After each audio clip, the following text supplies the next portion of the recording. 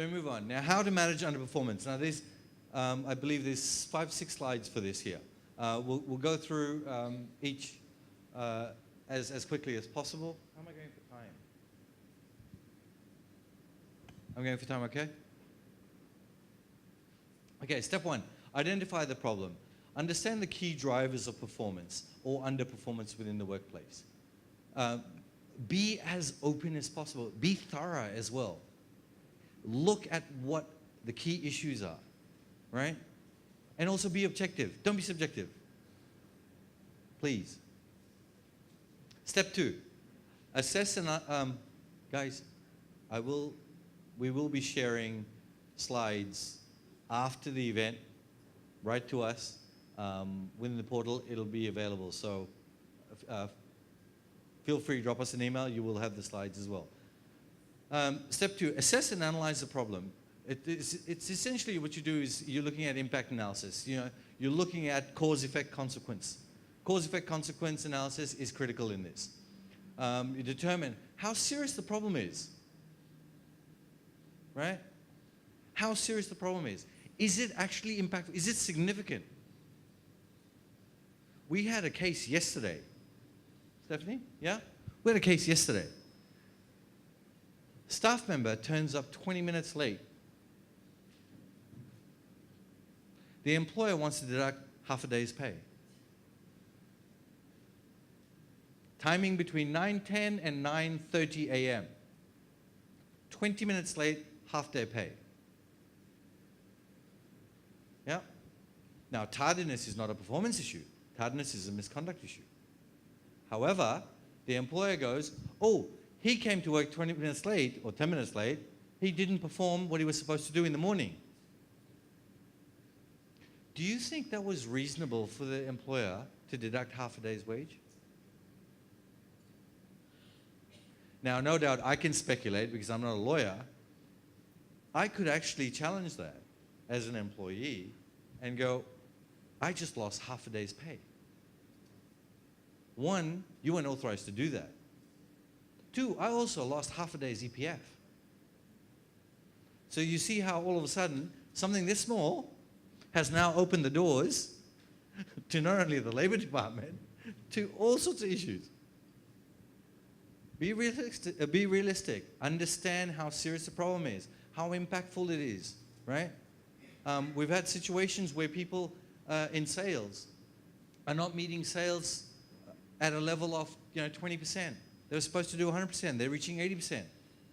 And these people are absolutely hammered. Let's be realistic as well. What is the life cycle of your sale? If you're selling bread, it's a different story. Yeah? If you're selling enterprise solutions, F1 would know that the average gestation period of an enterprise solution is 1 year. It takes me a year to even get to a warm lead. So be realistic in understanding how serious the problem is. How long has the problem existed? Now this here as well, the word is condemnation, right? For it to exist for so long, why haven't you addressed it previously? Why are you, my question sometimes is, were you shy? Right? Or were you afraid of the employee? We've got to also, as consultants, we've got to ask the realistic questions. We can't just go on face value and just say, okay, fine, this has happened. And then after we dig up a whole heap of questions, and you find out it's been going on for the last 9 months. You go, so why are you addressing it now? Why have you wasted 9 months on it? How wide is the gap between what is expected and what is delivered? So that and point 3 and point 2, I relate to each other. If the gap is significant, right, and I've only achieved 20% of what I was supposed to achieve, then obviously there is an issue. Step 3, meet the employee and discuss the problem. Please be open with your discussion. Engage as much as possible. Conduct a meeting with the employee and have a conversation. I should have underlined that. Wrong spelling. Have a conversation. It's not hard. Please talk to people. Right? Conserve the employee. That's right. Which is the objective of a PIP. You conserve them, you maintain them, you develop them, right? Have the conversation. What the problem is. Why is it a problem? How it impacts on the workplace. One person's performance also affects other people's performance as well. Right? In many situations, we isolate people. We need to also look at what is the grouping factor of that performance within the workplace. And why there is concern. The key is to talk about these issues and not the person. Do not talk about the person. Talk about the situation. Do not talk about the personality. It is about the position. It is about the role. It is about the fulfillment. It's about the objective. It's about the tasks. It's about the transaction. It is not about the person. Short, tall, fat, skinny, white, black, brown, whatever. Not about that. It's about the role. It's about the delivery. It's about the objective and the outcome. So from step 3, breaks down into three other areas. It's a key defining moment. It's a fork in the road. Why do I call it a fork in the road? Because once you've had the conversation, you will understand how serious it was or how serious it is. And that's where you decide, do you go down the path of a PIP or do you not go down the path of a PIP, and you've had an open discussion with your staff member or with the person highlighted of the performance issue, and you've cleared the air. Perhaps it was a family issue, etc., and you're dealing with it. So this fork in the road is where you need to link back to your privilege of being the judge of the non-performance. So by judging that non-performance and now having the conversation, you have the ability to go, do I proceed with the death warrant? Or do I now go through a development and look at other areas that we've just discussed? The other is the return on investment on recruitment and the IP. IP here is knowledge. Knowledge within the organization of what you do, what they do, how much they know about the organization, your processes, your methodologies, your systems, and also your client relationships, etc. Now, this is actually through statistics that is from a report with the Society of HRM and also Deloitte's. Why do I say this? The ROI on recruitment. Who here would like to take a guess? What is the average cost of replacement and recruiting a staff member, according to both these statistics, which was a 2014 statistic? And this is surveyed across 252 countries. If you go through, it looked at 1,000 different positions around the world, and this survey report was put together. Who would like to take a guess? What is the time cost value per month salary it takes to replace somebody?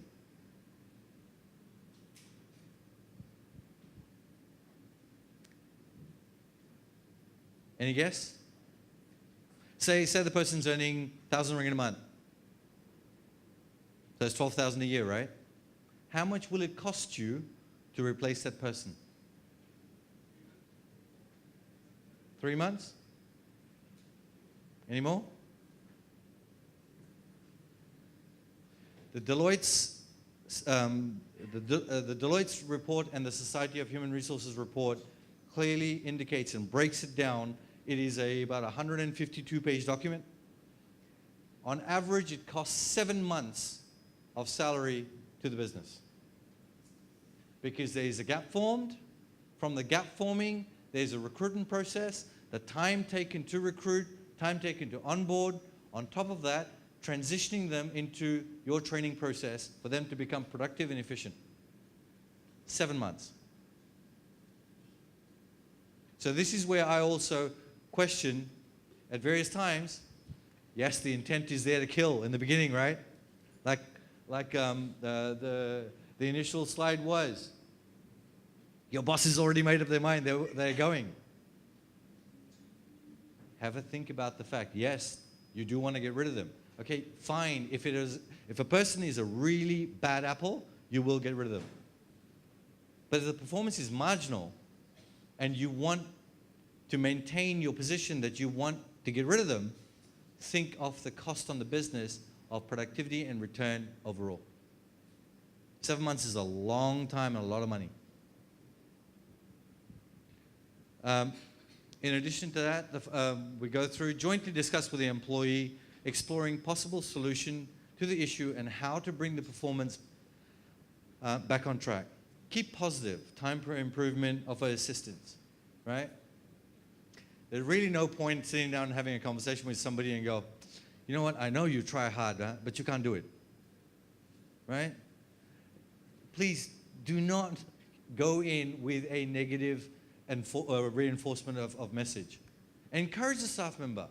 Because you've gone through a discussion, you know where the gaps are. You know where the areas of failure is. So walk in with a positive attitude. Walk in with a developmental attitude.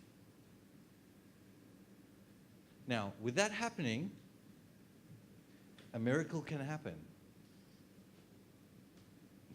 And they will improve. Or you will go through the next phase, right? But if you do it right, as the McLean report said, 3 out of 4 cases ends up with performance improvement.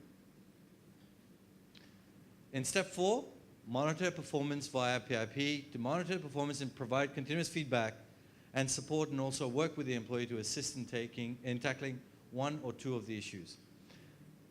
I think we had discussed this, that when you go through your PIP and you go through identifying it, please don't bundle everything that they've done bad for the year into one. Tackle it one by one. Tackle one issue. Have it as singular as possible. Have it as a one-to-one relationship. Because the moment you try and improve 12 things with this one person, your PIP is probably going to last 3 years. Yeah? So let's not do that. Step 5, issue warning letters in sufficient intervals, aligned with review timelines. Emphasis of review, aligned with review timelines. Your review timelines could be, where improvement has not been observed. Your review timelines could be monthly, it could be bi-monthly, it could be on a weekly basis, depending on the life cycle of your business. The life cycle of your business is how long the transaction or how long a transaction takes to complete. If you are, for example, in the property business, your transaction cycle is between 6 months to 7 months, right? If you are I'm going back to selling bread, if you are selling bread, it's daily. Well, it's actually twice a day, right? Sell bread in the morning and in the afternoon. Yeah. So look at the circumstance of your business. Look at your business cycle.